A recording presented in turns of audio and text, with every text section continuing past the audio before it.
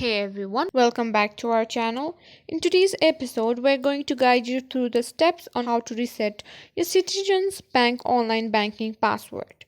It's a quick and straightforward process, so let's get started. First, open up your Citizens Bank official application. Once your app is open, tap on Forgot Password. Here, you need to enter your mobile number. Then, the app will send you a verification code in your mobile number. Then you may need to provide some information to verify that you're the account holder. This usually includes your online banking username, social security number, and possibly other personal information or account details. Fill in the required fields. After verifying your identity, you'll be presented with options for how you'd like to reset your password. Make sure your new password is strong and secure. It should be a mix of letters, numbers, and symbols, and ideally something you haven't used before.